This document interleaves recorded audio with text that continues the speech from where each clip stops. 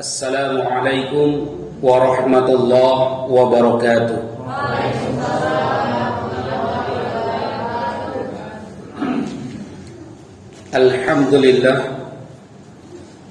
Alhamdulillahilladzi an'amana bi ni'matil iman wal islam.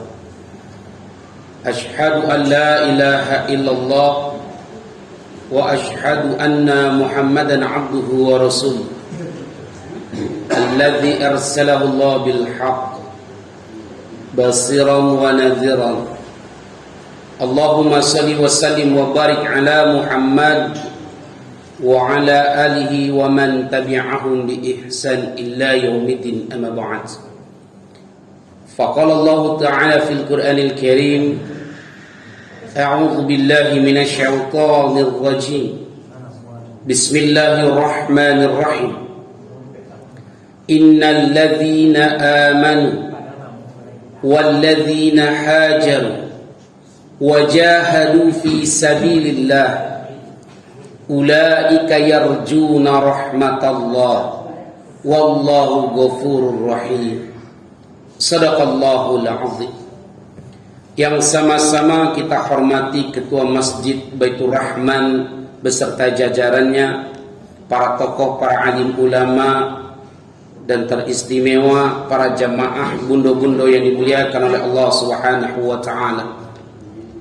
Alhamdulillah, pada maghrib ini kita masih diberikan rahmat oleh Allah Subhanahu wa taala sehingga kita dapat dikumpulkan di dalam rumah Allah ini. Mudah-mudahan yang terpanggil hatinya menunaikan kewajibannya sebagai seorang mukmin, mudah-mudahan Allah lapangkan rezekinya, amin. Allah sehatkan jasmaninya, amin. Allah sehatkan rohaninya, amin. Sehingga ketika dia wafat, Allah wafatkan dalam keadaan husnul khatimah, amin ya rabbal. Mudah-mudahan saudara-saudara kita di luar sana juga selalu terpanggil hatinya untuk beribadah ke rumah Allah Subhanahu wa taala. Kalaupun belum terpanggil hatinya untuk beribadah ke rumah Allah, jangan pernah kita membenci saudara kita. Jangan pernah kita memusuhi saudara kita. Tapi tunjukkanlah dengan akhlak yang baik, pertontonkan kepada mereka, berbondong-bondong kita beribadah ke rumah Allah. Mudah-mudahan ketika mereka melihat kita berbondong-bondong beribadah ke rumah Allah, mudah-mudahan dengan itu pula lah terpanggil hatinya untuk selalu beribadah ke rumah Allah Subhanahu wa taala. Karena mereka juga berhak untuk mendapatkan rahmatnya Allah Subhanahu wa taala. Kalau bisa mic-nya ini dikeluarkan saja. Kalau ada saudara-saudara kita yang tidak sempat datang ke masjid karena pulang capek bekerja, duduklah di ruangan tamu, duduklah di teras rumah, ambillah ayah gak sadaleh, yang merokok patiaklah rokok gak sebatang. Dengarkan kajian ini, mudah-mudahan selesai mendengarkan kajian ini terpanggil hatinya untuk beribadah ke rumah Allah Subhanahu wa taala. Salawat beserta salam tidak lupa pula kepada baginda Nabi Allah Muhammad sallallahu alaihi wasallam. Mudah-mudahan para keluarga, para sahabat, para tabi'in dan kita yang hidup di akhir zaman ini selalu beristiqamah di jalannya, amin ya rabbal. Bapak-bapak, saudara-saudara, ayahanda, bundo yang dimuliakan oleh Allah Subhanahu wa taala, kalau ada nanti kata-kata yang menyinggung hati, yang menyinggung perasaan, jangan jadikan kajian saya ini menjadi suatu penyakit, tapi jadikanlah kajian ini menjadi suatu momentum bagaimana sama-sama kita selalu meningkatkan keimanan dan ketakwaan kita kepada Allah Subhanahu wa taala. Ketika hijrahnya baginda Rasulullah sallallahu alaihi wasallam dari Makkah ke Madinah, yang pertama yang dibangun oleh Rasulullah sallallahu alaihi wasallam adalah masjid. Tercatat dalam sejarah, masjid yang pertama yang dibangun itu bukanlah Masjid Al-Munawwarah, tapi yang pertama yang dibangun adalah Masjid Quba. Itu yang tercatat dalam sejarah. Lalu timbul pertanyaan, Ustaz, kenapa masjid yang dibangun oleh Rasulullah sallallahu alaihi wasallam? Padahal ketika hijrahnya Rasulullah dari Makkah ke Madinah, begitu perjuangan yang begitu luar biasa, dikejar-kejar oleh orang-orang kafir, ingin dibunuh oleh orang kafir Quraisy. Kenapa Rasulullah SAW menyempatkan untuk mendirikan masjid, Ustaz? Kenapa tidak rumah yang dibangun oleh Rasulullah? Kenapa tidak benteng pertahanan umat yang dibangun oleh Rasulullah? Kenapa tidak benteng pertahanan perang? Kenapa harus masjid yang dibangun oleh Rasulullah sallallahu alaihi wasallam, Ustaz? Karena masjid adalah rumahnya umat Islam. Karena masjid adalah bentengnya umat Islam. Karena masjid tempat bersatunya umat Islam, dan masjid tempat berkumpulnya umat Islam untuk beribadah kepada Sang Penciptanya, yaitu Allah Subhanahu wa taala. Makanya Rasulullah sallallahu alaihi wasallam menyempatkan mendirikan masjid, yaitu Masjid Quba. Dan oleh karena itu, ikhwan fillah yang dimuliakan oleh Allah Subhanahu wa taala, kalau kita lihat saudara-saudara kita yang selalu beribadah ke rumah Allah Subhanahu wa taala, mohon maaf cakap, salat subuh kita ke masjid, salat zuhur kita ke masjid, salat asar, salat maghrib, salat isya awak ke masjid kuah alun ado jaminan sarugole doh. Orang yang sholat saja ke masjid belum ada jaminan surga, apalagi orang yang tidak sholat. Orang yang hafal Al-Quran pun juga belum ada jaminan surga. Ada nggak contohnya, Ustaz? Ada sahabat Nabi sendiri. Ada sahabat Nabi penghafal Al-Quran, umurnya hampir sama dengan Abu Hurairah radhiyallahu anhu, namanya Nahar Ar-Rajal. Nahar Ar-Rajal penghafal Al-Quran, sedangkan Abu Hurairah radhiyallahu anhu banyak menghafal hadis. Kenapa Nahar Ar-Rajal ini penghafal Al-Quran ini tidak masuk surga? Allah masukkan ke neraka Jahannam ketika wafatnya baginda Rasulullah sallallahu alaihi wasallam. Ketika itu khalifahnya Abu Bakar. Ketika di zaman Abu Bakar muncul nabi palsu namanya Musailamah, diberi gelar oleh para sahabat al-kadzab, orang pembohong, orang pendusta. Tapi ketika munculnya nabi palsu ini dibenarkan oleh sahabat Nabi namanya Nahar Ar-Rajal. Makanya di zaman Abu Bakar banyak orang yang pindah agama karena dibenarkan oleh sahabat Nabi sendiri. Begitupun kalau orang penghafal Al-Quran juga belum ada jaminan surga, ustadz, ulama, da'i juga belum ada jaminan surga. Seandainya Nahar Ar-Rajal itu hidup di zaman sekarang, mungkin dia menjadi seorang ulama besar, hafal Al-Quran, tahu asbabun nuzul ayat. Tapi ulama itu banyak ulama syuk, ulama jahat, ulama yang membolak-balikan ayat-ayat Allah, ulama yang berlindung di bawah ketiak-ketiak orang kafir, ulama lidahnya yang di-style oleh orang-orang munafik. Banyak sekali itu ulama syuk. Dan oleh karena itu, ayahanda bunda ikhwan fillah yang dimuliakan oleh Allah, kalaulah orang solat sesatiap hari nyoka masaji akuah bajamaah nyo alun ado jaminan sarugo, apalagi orang yang tak solat. Kadang-kadang awak main logika. Logikanya Ustaz tuh kece Ustaz Joni Al-Anas tua, orang solat selun ado jaminan sarugo le dong, apalagi orang tak solat. Orang solat selai masuk neraka, apalagi orang tak solat. Kok yo ka masuk neraka jewanya, ancana solat jewanya, anak bongak namanya itu. Tu bongak namanya itu mah. Bagaimana solat ini menjadikan dirinya salah satu dirindukan surga. Tuh. Begitu juga orang yang penghafal Al-Quran. Menghafal Al-Quran ini bukan saja kita sekedar menghafal, memahami ayat-ayatnya, mengkaji sejarahnya, asbabun nuzul ayatnya, dan kita praktekkan dalam kehidupan kita sehari-hari. Dan oleh karena itu, ikhwan fillah yang dimuliakan oleh Allah Subhanahu wa taala, ajak anak-anak kita selalu beribadah ke rumah Allah. Hidupkan Fatimah Allah, hidupkan Ismail Allah, hidupkan cahaya-cahaya Allah di masjid kita ini. Imaratul masjid, hidupkan cahaya-cahaya Allah. Ini mohon maaf cakap, ada sejarah di dalam kitab Bukhari bin Ulum pernah disampaikan oleh Syekh bin Baz, pakar ulama hadis yang lahir di Arabia.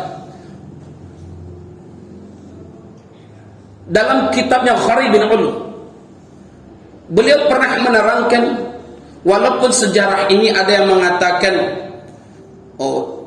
kejadiannya waktu di siang hari sholat zuhur. Ada juga sebagian ulama mengatakan kejadiannya ini terjadi waktu sholat subuh. Ketika Rasulullah SAW memimpin sholat lalu memberikan khutbah. Dan ketika itu biasanya Rasulullah SAW selalu melihat fulan bin fulan. Tapi ketika beberapa hari Rasulullah SAW tidak melihat fulan bin fulan, bertanyalah Rasulullah SAW kepada para sahabat, mana fulan bin fulan? Kata Rasulullah. Dijawab di sebagian sebelah kanan oleh Bilal bin Rabah. Tidak ada ya Rasulullah. Ditanya lagi oleh Rasulullah SAW, mana fulan bin fulan? Tidak ada ya Rasulullah. Lalu apa kata Rasulullah SAW? Gantikan aku di sini, kata Rasulullah. Biar aku bakar tuh rumah fulan bin fulan. Rumah dekat masjid, dia tidak mau salat ke masjid. Rumah dekat masjid, matanya seakan-akan buta. Rumah dekat masjid, telinganya seakan-akan tuli. Rumah dekat masjid, hatinya seakan-akan keras seperti batu. Gantikan aku di sini, kata Rasulullah. Biar aku bakar tuh rumah fulan bin fulan. Bayangkan, seandainya Rasulullah SAW hidup di zaman sekarang, sudah berapa banyak rumah yang ingin dibakar oleh Rasulullah SAW. Rumah dekat masjid, matanya seakan-akan buta, tidak melihat saudaranya berbondong-bondong beribadah ke rumah Allah. Rumahnya dekat masjid, telinganya seakan-akan tuli. Ketika azan berkumandang, mereka pura-pura tak mendengar. Bukankah Allah abadikan dalam surat Al-Anfal, innamal mu'minuna alladzina idza dzukirallah wajilat qulubuhum. Bukankah orang beriman ketika disebut nama Allah gemetar hatinya? Kenapa bergetar hatinya, Ustaz? Karena yang mengajarkan dia pandai berjalan di muka bumi ini adalah Allah. Yang mengajarkan dia pandai melihat tanda-tanda kebesaran di muka bumi ini adalah Allah. Yang memberikan jabatan adalah Allah. Yang memberikan tahta adalah Allah. Ketika orang beriman, kalau azan berkumandang, Allahu Akbar, Allahu Akbar, gemetar hati orang beriman. Mereka mempersiapkan dirinya dengan baik untuk beribadah kepada sang penciptanya, yaitu Allah Subhanahu wa ta'ala. Mohon maaf cakap ayahanda, bunda, ikhwah, para kaum muslimin hamba Allah yang dimuliakan oleh Allah. Berapa banyak rumah dekat-dekat masjid kita ini sekarang? Bayangkan, berapa banyak rumah dekat masjid kita. Kalau ingin melihat orang munafik, lihat ketika subuh hari. Dia mengaku pemimpin, dia mengaku RT, dia mengaku RW, dia mengaku ketua pemuda, tapi kalau sholatnya tidak ke masjid, munafik. Bayangkan, munafik. Dia mengaku ustaz, dia mengaku mubaligh, dia mengaku ulama, tapi sholat subuhnya tidak ke masjid, munafik. Bayangkan, rumah dekat masjid, mengaku ustaz, tapi tidak sholat ke masjid, munafik. Bayangkan. Makanya tadi saya batasi. Kok aduh bahasa beku yang kurang menyenang, tidak lama dan didanga. Ini wajib harus disampaikan. Dan oleh karena itu ramaikan masjid kita. Kadang-kadang awak nak namo salat ke masjid, kadang-kadang gara orang. Contohnya Ustaz, mangate nak salat ke masjid tadi ada subuh mubarakah. Dan nak ke solat ke masjid itu doh, batik dan tunggu pengurus umat itu baru dekat solat. Astagfirullahaladzim. Karena ada yang begitu.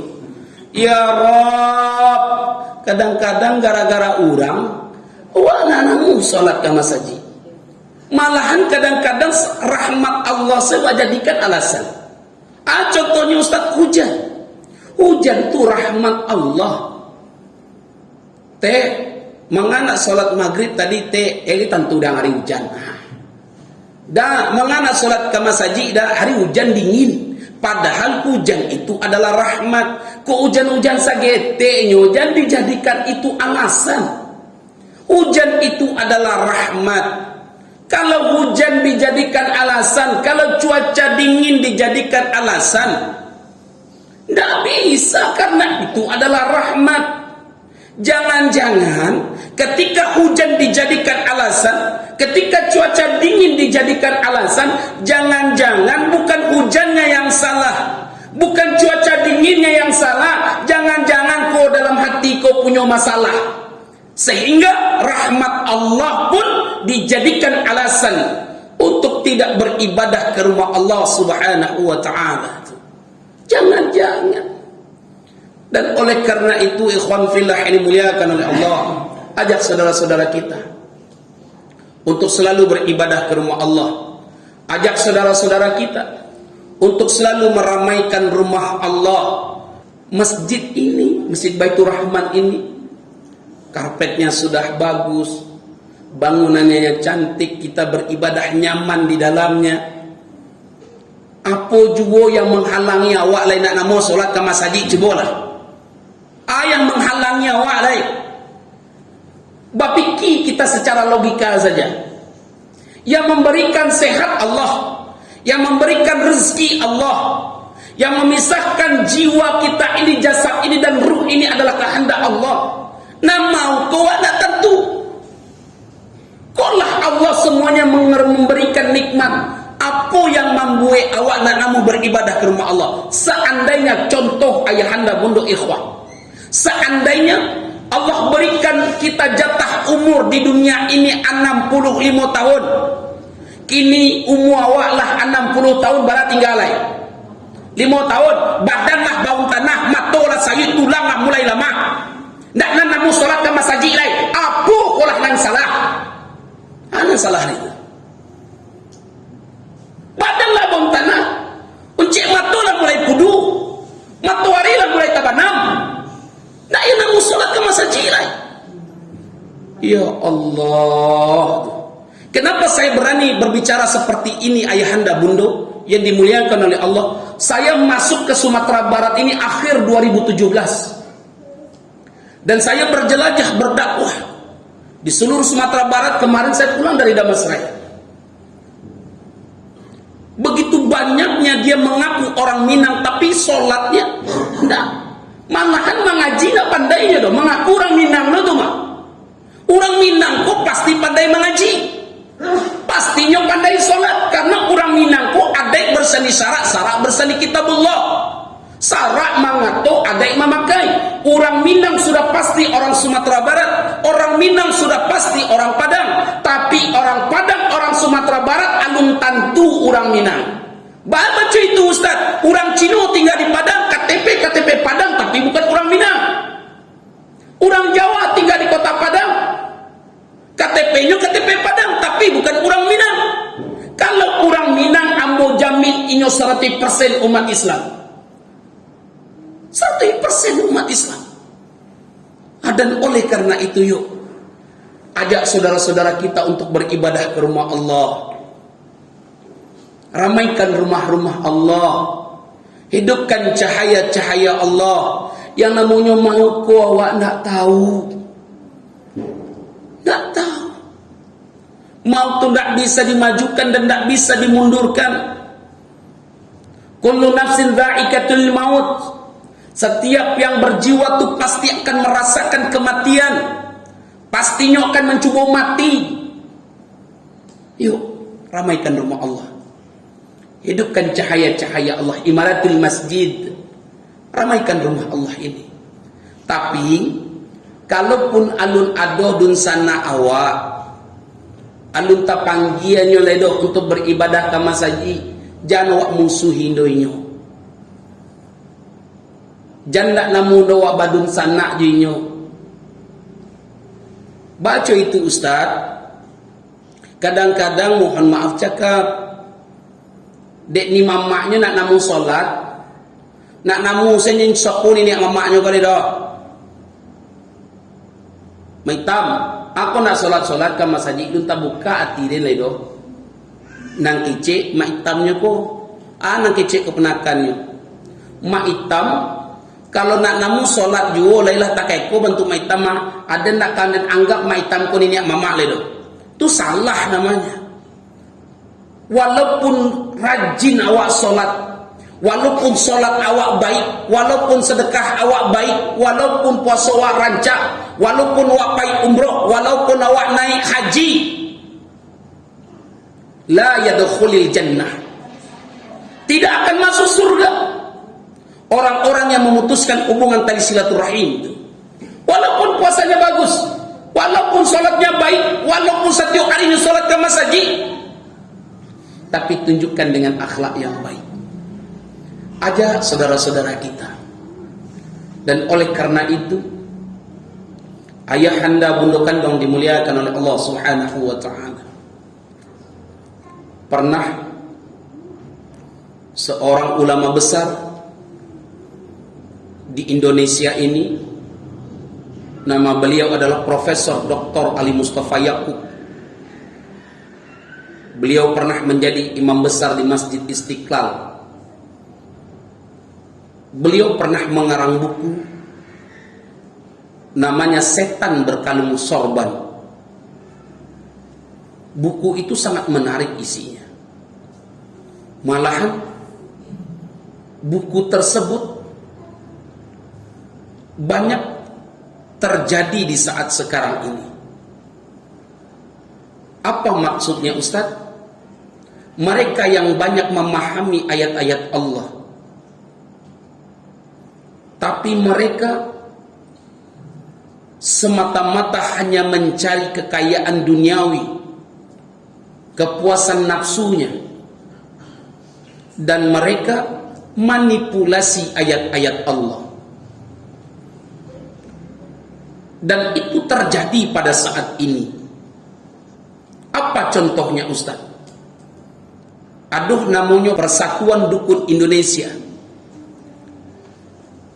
yang membuat adalah kelompok sebelah kiri, agamanya Islam. Dan sekarang mereka terang-terangan, banyak mereka mempercayainya. Salah satunya terjadi ketika motor GP di Mandalika. Ada pawang hujan. Wow, viral kan di media sosial. Banyak orang Islam meyakininya. Pacayu jo pawang hujan.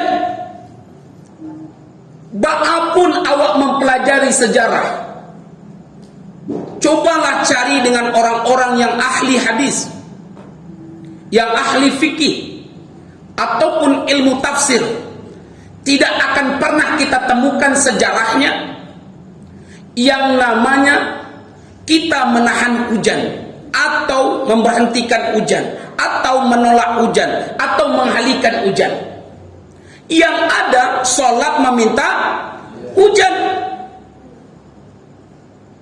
Kalau aduh umat Islam percaya dengan dukun ini, mohon maaf cakap, berarti dia lebih rendah dari dukun ini. Hukumnya musyrik. Musyrik. Hujan akan nyetahannya. Kajambannya sini tertahannya orang. Hujan akan nyetahan. Banyak orang yang percaya. Malahan umat Islam pun banyak yang ikut meyakininya. Bayangkan. Dan itu pernah diungkapkan oleh seorang Profesor Dr. Ali Mustafa Yaqub ini. Bukunya, lihat saja di Google atau ketik saja Setan Berkalung Sorban. Musyrik. Malahan ketika saya berceramah di Damas Raya, saya mendapatkan kisi-kisi dari seorang pemuda. Ustaz, di Sikoko banyak dukun yang berkedok agama Islam katanya, yang berlindung di balik agama. Saya tanya, contohnya apa? Contohnya orang yang membadah ayam, panyaki dipindahan ke ayam. Saya pelajari itu, saya pelajari. Ternyata saya bilang, kok pacayu awak jiko, hukumnya musyrik. Saya bilang, coba kaji. Kita diobati, lalu kita zolimi makhluk Allah. Saki awak pindah ke binatang, bukankah kita zolim itu kepada makhluk Allah? Ternyata hari Senin kemarin sampai saya di sini, bertanyalah sama niniak mama ete-ete yang berada di Nanggalo. Ternyata mohon maaf cakap, di Sumatera Barat itu pada umumnya seperti ini Ustaz. Seperti Iko Penakan di Sumatera Barat kok. Saya tanya, ayat-ayat apa saja yang dibacakan? Oh banyak, dijelaskan sama saya. Ada surat Yasin, ada surat Al-Araf ayat 176 sampai 80, ada surat Ar-Rahman awalnya sampai 10, ada ayat kursi, Dibuka dengan surat Al-Baqarah ayat 1 sampai 5. Coba artikan satu-satu ayat itu saya bilang. Dan saya meyakini, walaupun bukan itu bidang saya meyakini, saya bukan ahli bidang fikih, tapi saya meyakini itu adalah perbuatan haram. Itu musyrik. Kenapa saya bilang itu haram dan musyrik? Karena mediasinya adalah ayam. Ayamnya khusus warna hitam. Balinya 300.000 sampai 400.000. Pannya mau jarinya bayang tuh. Nan anehnya awak percaya. Kok bisa dukun tuh mau bek dirinya? Dan cara dirinya nyubek lu nya. Kaki saya tengkak. Kaki orang mana kan nyubek? Hati saya bapak nyaki. Hati orang mana kan nyubek? Yang anehnya masih ada kata nenek mama yang di Nanggalo yang disampaikan kepada saya. Masih banyak orang yang meminta seperti ini masalah kekayaan. Kamu sampaikan orang yang meminta kayu ke dukun kok berarti lebih dalam dari dukun tuh. Dukun itu saya merasai. Kok pandai dukun ini kayu jalannya kayu dulu. Mengano gawa, anak bongak namanya tuh. Ya ada. Kaji ini jelas-jelas saja ayahanda bundo. Itu kan sesuai dengan nalar kita tuh. Inyo saya tak kayu ada baru beno kayaknya. Minta kayu nojinya. Makanya Allah sampaikan nih di dalam firman-Nya nih. Ada sesuatu kegelisahan di dalam hati, minta kepadaku kata Allah. Ada kajian yang tersirat ketika azan berkumandang, Allah tuh rindu dengan seorang hamba dengan seorang ihsan. Kesinilah kata Rabb. Sinilah. Hai hambaku, hai ihsan, kesinilah. Sujudlah kepadaku kata Allah. Setelah engkau selesai sujud, mintalah kepadaku, akan kuperkenankan doamu. Minta kepadaku, akan kuperkenankan doamu. Oh, rezekimu sempit, minta kepadaku kata Allah. Kau lagi sakit, minta kepadaku kesembuhan. Engkau lagi gelisah, minta ketenangan hati kepadaku kata Rabb. Jangan sampai itu terjadi. Ketika nanti di alam kubur kita menyesal, di alam barzakh kita menyesal. Rabbana absarna was sami'na farji'na. Jangan sampai itu terjadi pada diri kita. Sebelum jasad dan ruh ini dipisahkan oleh Allah Subhanahu wa taala, yuk perbaiki ibadah kita selalu. Dekatkan hati ini selalu kepada Allah Subhanahu wa taala. Ketika kita wafat, Allah wafatkan dalam keadaan husnul khatimah. Wafat ini, orang meninggal itu tidak bisa dimajukan, tidak bisa dimundurkan, tidak bisa. Tapi cara merubah maut itu awak bisa. Namanya takdir mu'allaq. Takdir itu ada dua, takdir mubram dan takdir mu'allaq. Apa takdir mubram Ustaz? Segala sesuatu yang ditentukan oleh Allah yang tak bisa kita rubah. Salah satunya maut, salah satunya di mana alam rahim siapa kita singgah. Alam rahim itu pada hakikatnya suci. Di alam rahim siapa kita singgah? Ibu yang orang Nasrani, ibu orang Yahudi, tapi alam rahim itu pada hakikatnya adalah suci. Seandainya bisa kita rubah dengan ikhtiar dan doa, mungkin di alam arwah, di alam ruh kita sudah sampaikan kepada Allah. Buka surat Al-A'raf ayat 172. Di alam arwah Allah sudah berfirman kepada kita. Apa firman Allah di alam arwah, di alam ruh? Di dalam surat Al-A'raf ayat 172, alastu rabbi rabbikum kata Allah, bukankah aku ini Tuhanmu? Lalu kita menjawab, bala, benar ya Allah. Syahidna, kami bersaksi ya Allah, la ilaha illallah Muhammad Rasulullah. Baru Allah tiupkan ruh ke alam rahim seorang ibu. Barulah ditentukan, catat oleh malaikat, fulan bin fulan wafatnya umur sekian. Contoh, misalnya awak dijatakan hidup di dunia ini umur 65 tahun misalnya. Dicatat tuh dalam kitab Allah. Wafatnya nanti dalam keadaan bunuh diri, gantung diri, tercatat tuh.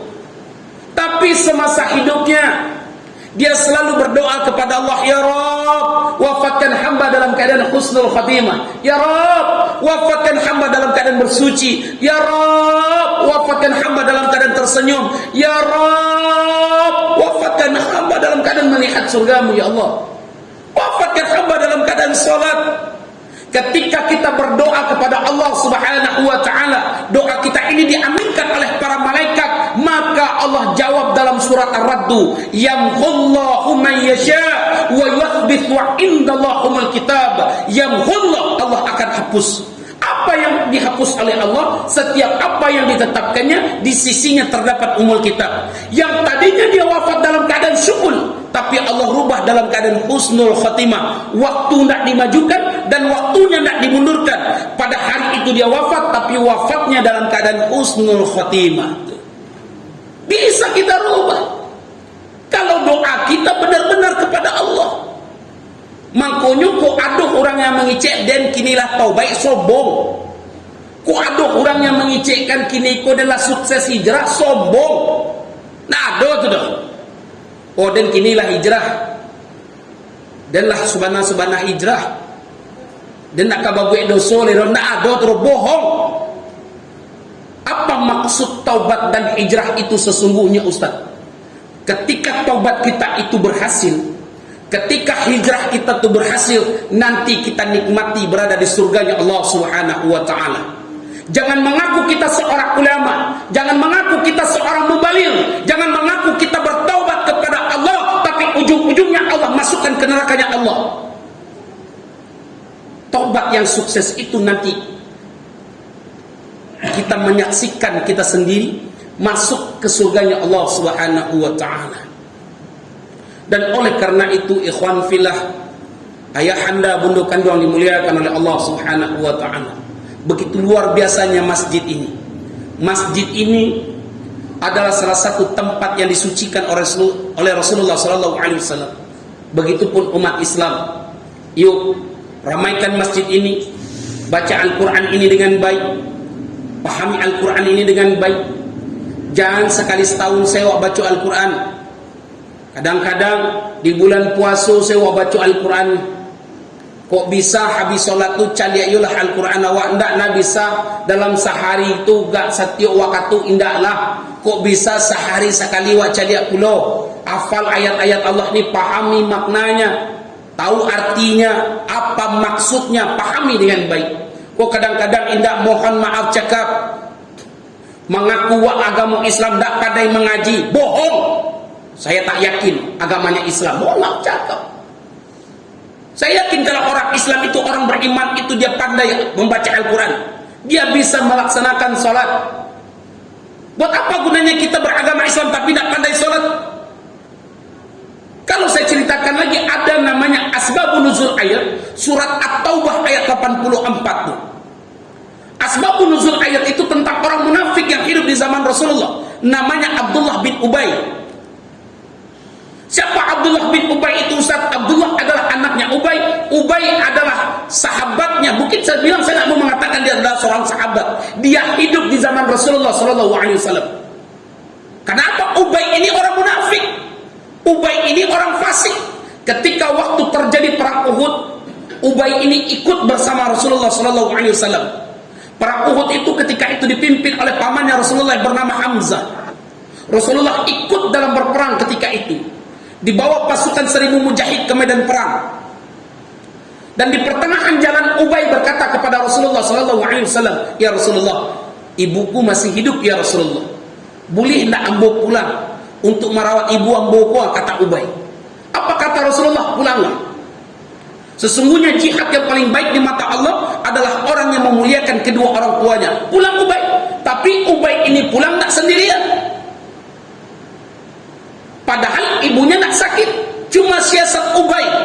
Dibawalah, dibujuklah para mujahid ketika itu, kurang lebih 300 orang pulang bersama Ubay.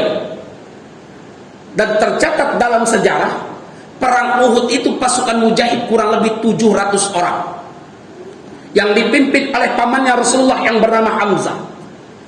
Ketika orang kafir Quraisy ketika itu, pemimpinnya adalah Khalid bin Walid, panglima perangnya orang-orang kafir ketika itu. Karena Khalid bin Walid ketika itu belum mendapatkan hidayah. Terjadi perperangan pertama yang membuat orang-orang kafir ini terpukul mundur, yang dipimpin oleh Hamzah. Dan ketika terpukul mundurnya orang-orang kafir Quraisy ini, Lalu beberapa pemanah di atas bukit dia turun ke bawah, mengambil harta rampasan perang, lalu nanti diberikan kepada Rasulullah SAW. Nampaklah oleh Khalid bin Walid dari jauh bahwasanya pemanah-pemanah di atas bukit itu sudah banyak turun ke bawah, dan dikelilinginya gunung Uhud ini di bagian utara. Terjadilah bentrok kedua yang menyebabkan Hamzah terbunuh, yang menyebabkan Rasulullah SAW tersungkur di gunung Uhud, pelipis darah, pelipis matanya berdarah, kepalanya mengeluarkan darah, perisainya retak. Siapa dalang di balik ini semua? Adalah Abdullah bin Ubay. Pendek cerita, ketika 3 bulan sesudah itu Rasulullah SAW memberikan kultum. Datanglah Ubay, di depan pintu dia mengatakan, mengucapkan kalimat syahadat, Rasulullah SAW adalah Nabi terakhir. Aku beriman kepada Rasulullah, aku beriman kepada Nabi Allah, dialah Muhammad SAW. Berdiri Umar bin Khattab ingin menghakimi Ubay ketika itu, tapi Rasulullah SAW melarang Umar bin Khattab menghakimi Ubay. Pendek cerita, ketika 2 bulan sesudah itu Ubay ini meninggal dunia. Datanglah anak yang bernama Abdullah menghadap kepada Rasulullah SAW. Apa kata Abdullah? Ya Rasulullah, ayahku sudah meninggal dunia ya Rasulullah. Bolehkah aku meminta sesuatu kepadamu ya Rasulullah? Abdullah ini adalah anak yang soleh, adalah orang yang rajin, termasuk anak yang dicintai oleh Rasulullah SAW. Abdullah ini, bolehkah aku meminta sesuatu kepadamu ya Rasulullah? Apa kata Rasulullah? Berkenankah engkau memberikan sorbanmu ya Rasulullah? Diberikan sorbannya Rasulullah kepada Abdullah untuk mengkafani si Ubay. Lalu diminta lagi oleh Abdullah ini, ya Rasulullah, berkenankah engkau menyolatkan ayahku? Dan ketika itu Rasulullah SAW menyuruh Abdullah ini pulang. Nanti saya akan menyusul, kata Rasulullah. Dipenuhilah permintaan Abdullah ini untuk menyolatkan Ubay. Sampai di rumah duka ada Umar bin Khattab, ada Abu Bakar. Ketika sampainya Rasulullah SAW ingin menyolatkan Ubay ini, keluar dari mulutnya Umar bin Khattab.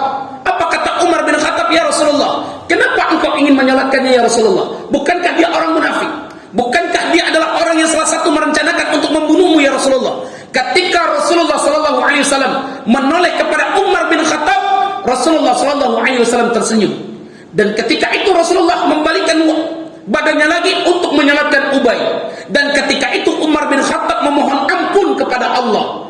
Apa ampunnya Umar bin Khattab? Ya Rabb, kenapa aku berkata seperti ini kepada Rasulullah? Bukankah hal perkara ini hanya Allah dan Rasulnya mengetahui? Dan ketika itu Umar bin Khattab memohon ampun kepada Allah. Setelah Rasulullah SAW selesai menyolatkan Ubay, maka turunlah surat At-Taubah ayat 84. Itu asbabun nuzul ayatnya. Perhatikan kalimatnya ayahanda bunda ikhwah. Hai Muhammad, jangan kau solatkan orang yang mati dalam keadaan munafik. Jangan kau solatkan orang yang mati dalam keadaan fasik. Jangankan untuk menyolatkannya, berdiri di atas kuburnya, mendoakannya, dilarang oleh Allah Subhanahu wa taala. Ketika ayat itu turun, Rasulullah SAW sampai meninggal dunia tidak lagi menyolatkan orang yang mati dalam keadaan munafik. Bayangin.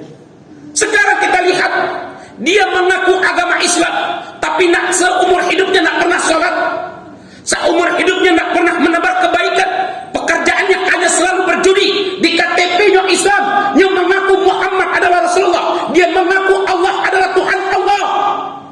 Dan ketika orang mati tidak usah disolatkan, mati orang ini tidak usah disolatkan, batu usah campaan saya ketang ini makannya dulu, tidak usah. Ini mengaku Islam tapi tidak mau sholat. Dia mengaku Muhammad Rasulullah SAW. Dia mengaku Allah itu adalah Allahnya, tapi dia tidak mau sholat.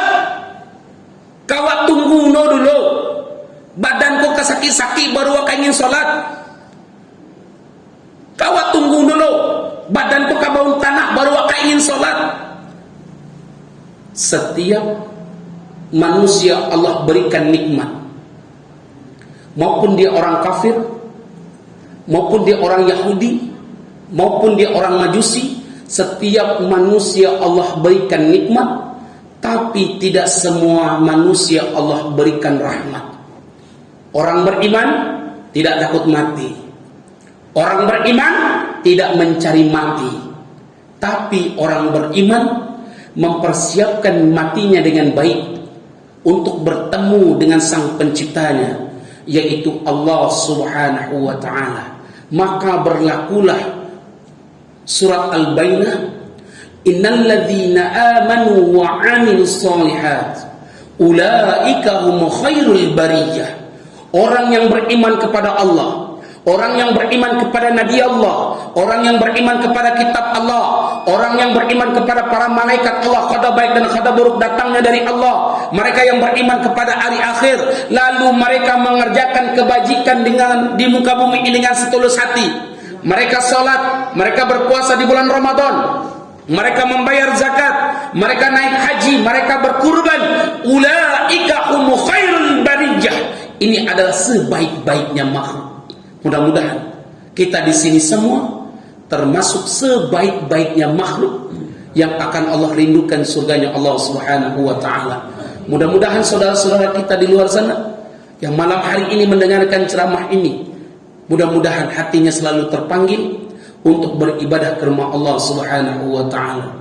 Saya ulang sekali lagi, kok ada kata-kata yang menyinggung hati, menyinggung perasaan. Jangan jadikan kajian ini menjadi suatu penyakit, tapi jadikanlah kajian ini bagaimana sama-sama kita selalu meningkatkan keimanan dan ketakwaan kita kepada Allah.